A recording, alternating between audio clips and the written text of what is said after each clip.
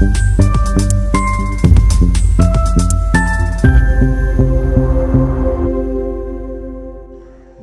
দর্পণ, বিনোদন সবার জন্য।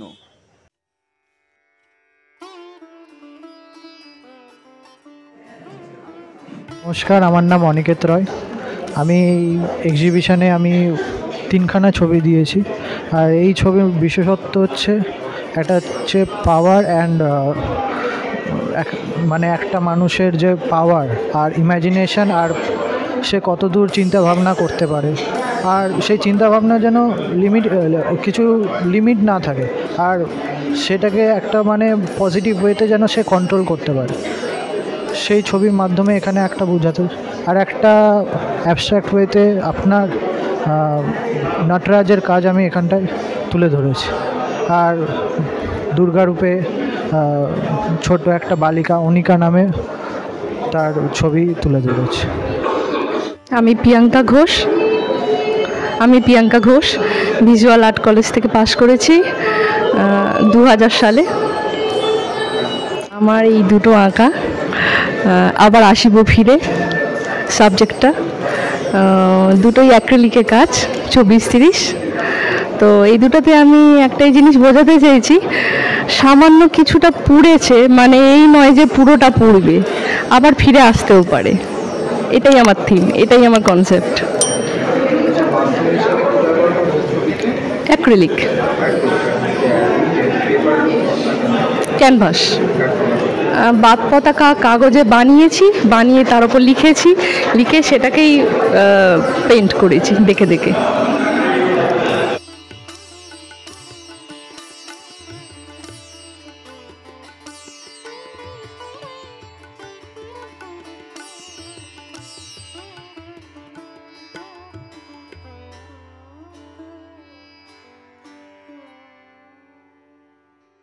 বা মন দিয়ে আরো ছবি আঁক, আর আরো ছবি আঁকলে সবাই দেখতে পাবে। এইটি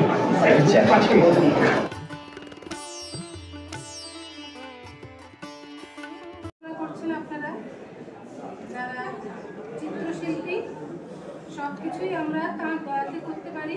তিনি না আশীর্বাদ করলে তো শিল্পী হওয়া যায় না। এবং ওরা প্রত্যেকে খুব সুন্দর বক্তব্য রেখেছেন, এবং সকলের বক্তব্য থেকে নিয়েই বলছি যে প্রত্যেক শিল্পী ইজ ইউনিক। প্রত্যেক মানুষ একজন আরেকজনের থেকে ইউনিক, তার কারণ প্রত্যেকের যে নিজস্বতা, সেটা তার চিন্তা ভাবনা, তার থটস, তার ইমোশনস, তার কল্পনা।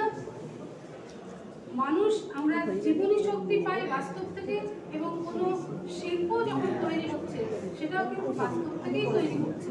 আমরা বাস্তব থেকে উপাদানগুলো নিয়ে নিচ্ছি, সেগুলো আমাদের কল্পনা শক্তি বা আমাদের ইমাজিনেশন দ্বারা, আমাদের পারসেপশন দ্বারা কীভাবে তাকে আমরা শেপ দেব, সেটা প্রত্যেকে আমরা নিজের মতন করে ভেবে নিচ্ছি। তাই এক একজন এক একভাবে হয়তো এক একটা জিনিসকে আমরা তুলে ধরছি শিল্পের মাধ্যমে। এই অভিবন্দনার যে এই প্রয়াসকে আমি সত্যি সত্যি খুব সাধুবাদ জানাই। কারণ একটু আগে আমি এই কথাই বলেছিলাম যে আমরা যখন কেরিয়ারের শুরুতে আমাদের কিন্তু এইরকম এক্সিবিশন করার সুযোগ ছিল না। কারণ আমরা ছবি এঁকে যে পরিমাণ স্ট্রাগল করতাম, এবং হল ভাড়া নিয়ে এক্সিবিশন করা একটা বিরাট কঠিন কাজ ছিল। এই যে অভিবন্দনা যে আজকে 22 জন শিল্পীকে এক জায়গায় এনে একটা গ্যালারিতে একদম প্রফেশনাল ওয়েতে একটা এক্সিবিশন করার সুযোগ এবং তাদের কাজ দেখানোর সুযোগ করে দিয়েছে, এটা কিন্তু অভিবন্দনাকে এই জন্য অনেক অনেক অভিনন্দন। এবং যে সমস্ত শিল্পীরা এখানে কাজ করেছেন এবং তাদের তো কাজ দেখাই যাচ্ছে, সমস্ত দর্শকদের বলবো তারা যেন আসেন, এসে এই এক্সিবিশনটি দেখেন এবং শিল্পীদের উৎসাহিত করেন। তাহলে ভবিষ্যতে একটা সাংস্কৃতিক পরিমণ্ডল কিন্তু আরও ভাবে দৃঢ় হবে বলে আমার বিশ্বাস। আমার নাম মিলন। আমার এই 4খানা ছবি আমার। তো আমি প্রত্যেকটা ছবি পোর্ট্রেটের ওপর কাজ করেছি। প্রত্যেকটা ছবি কিছু বোঝাতে চেয়েছি। যেরকম এই ছবিটার মধ্যে দিয়ে আমি বোঝাতে চেয়েছি যে রাধার ওই ভাবনাটা, মানে রাধার কাছে কৃষ্ণ নেই কিন্তু তারই আবেগটা, মানে সে কাউকে বোঝাতে পারছে না, সেটাই বোঝানো হয়েছে ছবিটার মধ্যে দিয়ে। ছবিটা ক্যানভাসের ওপর অয়েল কালার দেওয়া। আমার নাম দেবায়ুষ দে, আমার 18 বছর বয়স। আমি এখন কলেজে পড়তে পড়তেই আমি এখন আঁকা আমার হবি হিসেবে করি। আর এই 3টে ছবি আমি দিয়েছি। 3টে ছবি অ্যাক্রিলিকে করা ক্যানভাসের ওপরে। আর এই ছবিগুলোর টাইটেল হচ্ছে বৈষ্ণবী, পাশের ছবিটা হচ্ছে কৃষ্ণ, তার পাশের ছবিটা হচ্ছে দুর্গা। 3টেই পোর্ট্রেট স্টাডি, এগুলো আমার নিজেরই কম্পোজিশন, নিজের ভাবনা চিন্তাতেই করেছি, বাস। অভিবন্দনার অনুষ্ঠানে আগেও এসেছি, খুব ভালো লাগে এলে। এই জন্যই ভালো লাগে যে সমস্ত উদ্যোগের মধ্যে একটা আন্তরিকতা আছে, যেমন তেমনি যে শিল্পীরা ছবি দিয়েছেন তাদেরও ছবির মধ্যে একটা আন্তরিকতা আছে। প্রত্যেকে খুব মন প্রাণ দিয়ে সুন্দর করে এঁকেছেন। এবং এই প্রদর্শনীতে এসে আর একটা জিনিস লক্ষ্য করার, সেটা হচ্ছে শিল্পীরা কত বিষয়কে দেখেছেন যেগুলো আমরা সাধারণ মানুষরা দেখেও দেখি না। খুব নগণ্য তুচ্ছ বিষয়, অথচ সেটাও যে কত মহিমময়, সেটাও যে কত সুন্দর এবং তাৎপর্যপূর্ণ, তাই ছবিগুলো দেখলে বোঝা যায়। অনেক ক্ষণিকের দেখা মুহূর্ত, সেটা যেন মনে হচ্ছে এই চতুষ্কোণ ফ্রেমবন্দি ক্যানভাসে অখণ্ড এবং অমর হয়ে উঠেছে। প্রদর্শনীটি খুব ভালো। তার ছবির যে বিভিন্নতা, বিষয়ের বিভিন্নতা, আঙ্গিকের বিভিন্নতা এবং বর্ণবাহার সব মিলিয়ে মিশিয়ে চমৎকার একটি প্রদর্শনী। এই সন্ধেটা এই প্রদর্শনী দেখে মন ভরে গেল। নমঃ নৃত্য গীত দেবী সরস্বতী, নমঃ চারু কলা দেবী সরস্বতী, নমঃ বাদ্যযন্ত্র দেবী সরস্বতী, নমো নমঃ, নমো হে নমঃ, নমো হে নমঃ। অভিবন্দনার এই এক্সিবিশনে এসে আজকে খুবই ভালো লাগছে। আগেও আমি ওদের অনুষ্ঠানে এসেছি ইনঅগারেট করতে। বহুদিন ধরে ওরা এক্সিবিশন নিয়ে কাজ করছে। তো অনেক ছবি দেখলাম, সুন্দর সুন্দর ছবি। সমস্ত শিল্পীদের আমি আমার আন্তরিক শুভেচ্ছা জানাচ্ছি এবং আরও ভালো তারা যাতে কাজ করে জীবনে এগিয়ে যেতে পারেন, এইটাই আমি তাদের জন্য কামনা করি। নমস্কার, আমি মহুয়া দাস। অভিবন্দনা আয়োজিত এই উইন্টার কার্নিভালে এসে ভীষণ ভালো লাগছে। এই চিত্র প্রদর্শনীতে বহু চিত্রশিল্পী আমার মতো এই ছবি এখানে এনেছেন এবং সেগুলি প্রদর্শিত হচ্ছে। আমার এই দুটি ছবির যে ভাবনা, সেটি হলো আমরা এখন ভীষণ একাকী। আমরা প্রত্যেকেই একা, সেটা নতুন কিছু নয়। এই জীবনে চলতে গেলে আমাদের একা পথ চলতেই হয়। সেই একাকী জীবনে অনেক সময় বন্ধু হিসেবে আসে পাখি, ফুল, গাছ। এখানে যেমন আমি বন্ধু হিসেবে পেয়েছি শালিক পাখিকে। তো আমার এই দুটি ছবিতেই শালিক, এবং এটা যে আমি ছবিতে এনেছি তাই নয়, এটা আমার জীবনে সত্যি। খুব সকালবেলা এই পাখিটি রোজই আমার জানলায় এসে বসে এবং আমার সঙ্গে রীতিমতো সে কথা বলে। তো সেই বিষয়টি আমি এই দুটি ছবিতেই তুলে ধরেছি। এর ফলে আমার একাকিত্ব যেন আমি অনেকটাই মুছে ফেলতে পেরেছি। তো এরকমভাবে অনেক বিষয় আমাদের ছবিতে উঠে আসে। এই ছবি দুটির মাধ্যম হলো অ্যাক্রিলিক ক্যানভাসের ওপর এঁকেছি এবং মূলত নীল রঙের ওপরেই এই ছবি দুটি আঁকবার চেষ্টা করেছি। আর আমার সেরকমভাবে কোনো আর্ট কলেজ থেকে আমি শিক্ষা গ্রহণ করিনি। আমি নিজের খেয়াল খুশিতেই ছোটোবেলা থেকে ছবি এঁকে গেছি।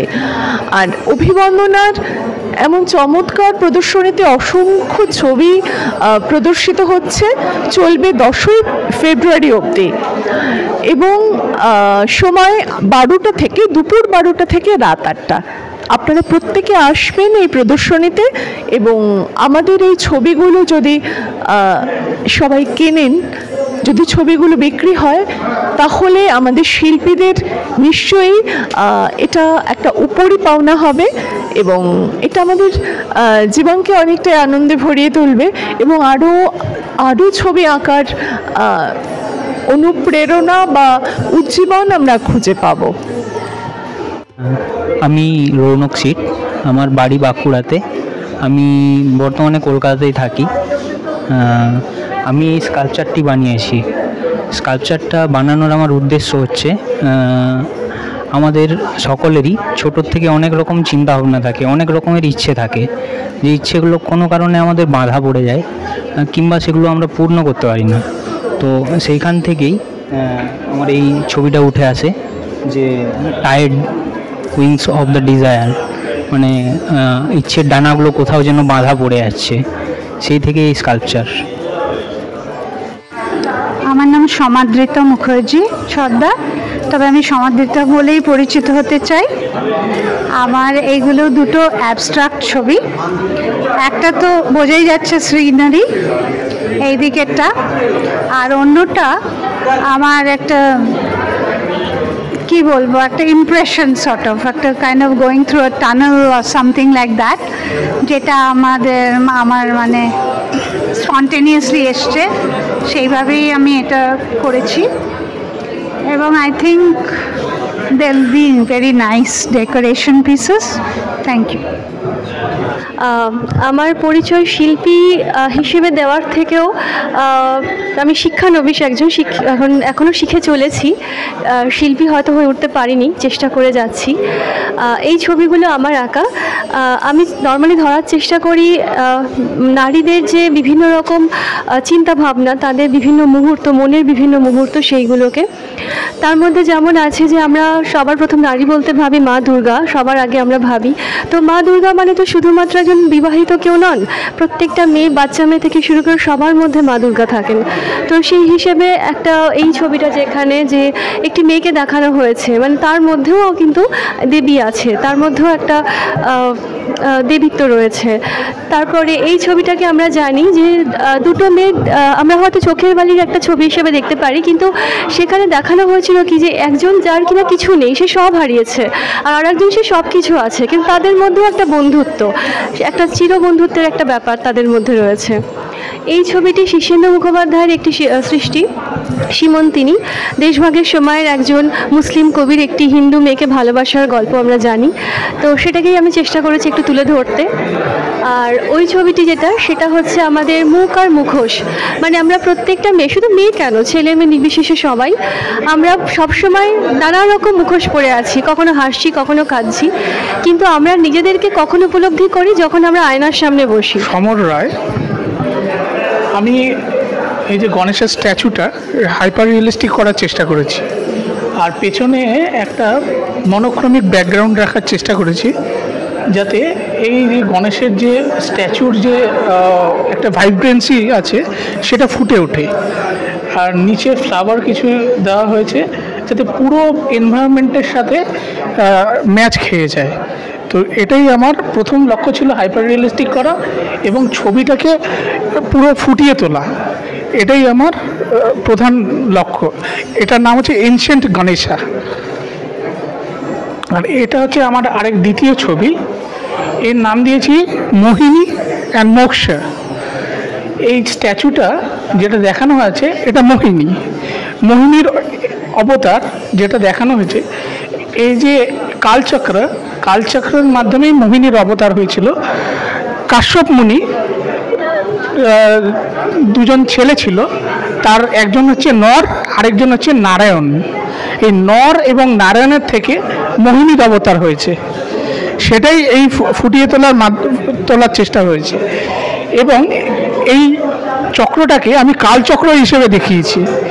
কালচক্র এখানে দেখানো হয়েছে একদম শিশু, কৈশোর, যৌবন, বৃদ্ধ এবং শ্মশান, এইটাকে আমি এখানে দেখিয়েছি। আর এখানে দুটো সাধু, তার সাধনের মাধ্যমে তারা নিজেকে সব কিছু থেকে মোহ মায়া থেকে বেরিয়ে গিয়ে এই কুণ্ডলিনী যে শক্তি আছে সেই কুণ্ডলিনী শক্তিটাকে জাগ্রত করে এই কালচক্র থেকে মুক্তি পেয়ে যাচ্ছে। এইটা আমার এই ছবির কনসেপ্টের মাধ্যমে আমি ফুটিয়ে তুলেছি।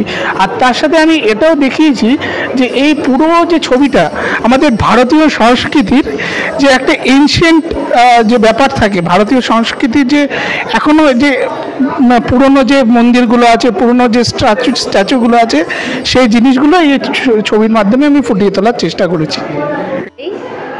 আপনারা নিশ্চয়ই আগেরবারও আমার এই অনেক ছবিগুলো দেখেছেন, তাই জন্য অনেকটা পরিচয় আর নতুন করে করছি না। এখানে এবারকার আমার থিম হচ্ছে ছোটোবেলা। আমাদের সবার সময় যে ছোটোবেলায় যেই সব আমরা অ্যাক্টিভিটিগুলো করতাম, যেরকম ধরুন মা আসলেই বলে কোলে নাও, সেই রকম প্রত্যেকটা জিনিসকেই আমি ছোটোবেলার হিসেবে চাইল্ডহুডটাকেই তুলে ধরেছি। একটা খুব আনন্দের, আমাদের খুব প্রিয় টাইম, যেটা নাকি এখনকার বাচ্চাদের মধ্যে আমরা পাই না, সেটা হচ্ছে খেলতে যাওয়া। আগেকার দিনে যখন মোবাইল ফোন ছিল না, তখন বিকেল হলেই বা যে কোনো সময় তাদের অবসর টাইম পেলেই তারা সবাই ছুটতে যেত, চল খেলে আসি। আর তারপরেটা হচ্ছে সাজগোজ। মেয়েরা সবসময় একটু সাজগোজের দিকে খুবই ভালো পছন্দ করে, আর মা যদি সাজে তাহলে মেয়েদের তো আরও মজার লাগে যে সেই সব জিনিসগুলো দিয়েই সাজগোজ আরও করার। আর তারপরেরটা হচ্ছে আমাদের খুব মিষ্টি জিনিস, যেটা হচ্ছে আচার। আচার মারা লুকিয়ে রাখবেই, আর বাচ্চাদের কাছ থেকে সেটা লুকোনো বেশিক্ষণ আর লুকোনো থাকে না, কিছু না কিছুভাবে সেটা বাচ্চাদের কাছে চলেই আসে। তাই এটার নাম হচ্ছে গুপ্তধন, মানে প্রত্যেকটা বাচ্চার কাছে এটা একটা গুপ্তধনের মতো। আশা করি আপনাদের কাজ ভালো লাগবে, যদি ভালো লাগে নিশ্চয়ই জানাবেন। ধন্যবাদ। হ্যাঁ, এক্সিবিশনটা চলবে 4th of February থেকে 10th of February অবধি। আশা করি আপনারা নিশ্চয়ই সময় করে আমার ছাড়া আমার অন্য বন্ধুদের, আর্টিস্ট বন্ধুদের ছবিগুলো নিশ্চয়ই দেখতে আসবেন। मैं आर्टिस्ट संतोष केसरी। मैं रिसेंट अभी ब्लैक पर एक्सपेरिमेंट कर रहा हूँ, और कलकत्ता का केओस मुझे बहुत इंस्पायर करता है। कलकत्ता के हर भीड़ भाड़ के जगह जाने में मुझे पूरे ओल्ड नॉस्टैल्जिया का चार्म मुझे दिखता है और बहुत इंस्पायर करता है। यहाँ के भीड़ भाड़, रोड, टैक्सी, शोर गुल बहुत, तो वो कोशिश करता हूँ कि अपने वाटर कलर में, वो ब्लैक में, वो मोनोक्रोमेटिक में पेंट करूँ, और फ्लुएंटली करता हूँ मैं, और जितना फास्ट काम फिनिश करूँ उतना मेरे को अच्छा लगता है। तो यही आगे मैं वो ब्लैक को और बड़ा रूप में करने का प्लान है। That's it. চারটে কাজ। প্রবীর সাহা, শিল্পী প্রবীর সাহা। তো প্রবীর আমাদের সাথে অনেক দিন ধরেই আছে এক্সিবিশনে, তো আমাদের সাথে এক্সিবিশন করে। আমি যেখানেই এক্সিবিশন করি না কেন, প্রবীর সেখানেই আমাদের কাজ দেয়। তো আজকে প্রবীর আসতে পারেনি এই কারণে, কারণ প্রবীর একদিকে একজন চাকরিজীবী, প্লাস প্রবীর একজন খেলোয়াড়, প্লাস ও হচ্ছে চিত্রশিল্পী। তো আজকে প্রবীরের দুটো খেলা পড়েছে, তার জন্য সকাল থেকে খুব ব্যস্ত, তাই আজকে ও উপস্থিত থাকতে পারেনি। কাল থেকে ও থাকবে। তো প্রবীর এত বড় শিল্পী, সে হচ্ছে সবাই জানে শিল্পীরা দুর্গাপুজোয় কাজ করে থাকে প্যান্ডেলে। প্রবীর নিজে এবার প্যান্ডেলের 8টা কাজ করেছে, নিজে তো কাজ ধরে নিজস্ব, মানে কারোর আন্ডারে ও কিন্তু কাজটা করেনি, ও নিজে 8টা প্যান্ডেলের কাজ পেয়েছে, সেখানে পুজোতে 8টা কাজ করেছে। তার মধ্যে দিয়েও আমরা মা থিমের উপরে আমরা নটি বিনোদিনী মেমোরিয়াল আর্ট গ্যালারিতে এক্সিবিশন করেছি, সেখানেও কাজ দিয়েছে। এই কাজটা দিয়েছিল প্রবীর, তো মা থিমের উপরে। আর এই 4টে কাজ প্রবীরের, যে প্রবীর এত ভালো একজন শিল্পী, তার মধ্যে খুব ভালো খেলে, একটা চাকরিও করে। এই ছবিটা শিল্পী অনন্যা রায়চৌধুরীর ছবি। তো উনি আজকে আমাদের মধ্যে নেই, উনি 29 তারিখ মারা গেছেন। দিদি আমাদের সাথে ছিলেন 2017 সাল থেকে। 17 সাল থেকে আমাদের যেখানে যেখানে এক্সিবিশন হয়েছে কলকাতা বা পশ্চিমবঙ্গ বাইরে, সেখানে উনি আমাদের কাজ দিয়েছেন এবং ওতপ্রোতভাবে অভিবন্দনার সাথে যুক্ত ছিলেন। দিদি চলে যাওয়াতে অভিবন্দনার একটা বিরাট ক্ষতি, কারণ উনি শুধু শিল্পী ছিলেন না, আমার বড় দিদি এবং অভিভাবক। মানে কোথায় অভিবন্দনার ভালো হবে এবং অভিবন্দনা কোথায় ভালো থাকবে, এবং বন্দনা দাস মানে মিসেস দাস বলে উনি ডাকতেন আমাকে, আমি কতটা ভালো থাকবো এবং আমার হাজব্যান্ড অভিমন্যুকে নিজের ভাইয়ের মতন দেখতেন। তো যার ফলে আমরা কতটা ভালো থাকবো বা ভালো কাজ করব, কোথায় কাজ করব, সব সময় উনি আমাদের পাশে থাকতেন। আজকে মানে খুব খারাপ লাগছে যে দিদির পেন্টিং রয়েছে, দিদির ছবি আমরা বাধাই করে নিয়ে এসেছি, কিন্তু দিদি সশরীরে নেই। তো এটা আমাদের কাছে খুব মানে অসম্ভব দুঃখজনক ঘটনা। অভিবন্দনা আয়োজিত উইন্টার কার্নিভাল এই আজ থেকে শুরু হলো একাডেমি সেন্ট্রাল গ্যালারিতে। এবারের এই গ্যালারিতে আমাদের 23 জন শিল্পীর 61টা ছবি রয়েছে। তো আমরা প্রত্যেকটা শিল্পী প্রত্যেকেরই খুবই ভালো কাজ এবং সব ধরনের কাজই এখানে রয়েছে, যেমন অয়েল পেইন্টিংয়ের কাজ আছে, মিক্স মিডিয়া আছে, ওয়াটার কালার আছে, অ্যাক্রিলিকের কাজ আছে, সব ধরনের চারকোলের কাজ আছে, সব কিছু নিয়েই এখানে এবার পেইন্টিং এবং স্কাল্পচার এক্সিবিশন। তো প্রত্যেকজন শিল্পীরই কাজ খুব ভালো এবং প্রতিবারই আমরা যে ধরনের কাজ আশা করি তার থেকে অনেক ভালো সুন্দর কাজ আমরা এবার পেয়েছি। আজকে আমাদের এই উদ্বোধনে এসেছিলেন বাদল পাল, শ্রদ্ধেয় বাদল পাল, শ্রদ্ধেয় অতীন বসাক এবং শ্রদ্ধেয় শ্রী প্রশান্ত দা, বিশিষ্ট আর্ট ক্রিটিক। তো এরা এসেছিলেন, আর এসেছিলেন রাজশ্রী বন্দ্যোপাধ্যায়, উনি একজন সঙ্গীত শিল্পী প্লাস মনোরোগ বিশেষজ্ঞ। এনারা এসেছিলেন আজ উদ্বোধনে। আগামী 10 তারিখ অবধি আমাদের এই এক্সিবিশন চলবে।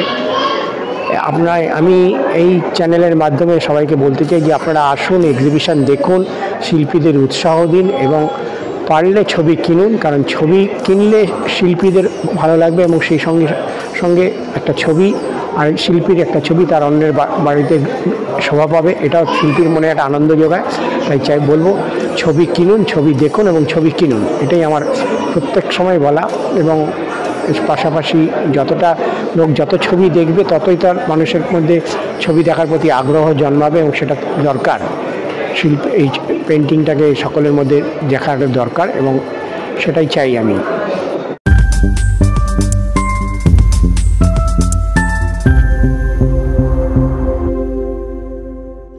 বং দর্পণ, বিনোদন সবার জন্য।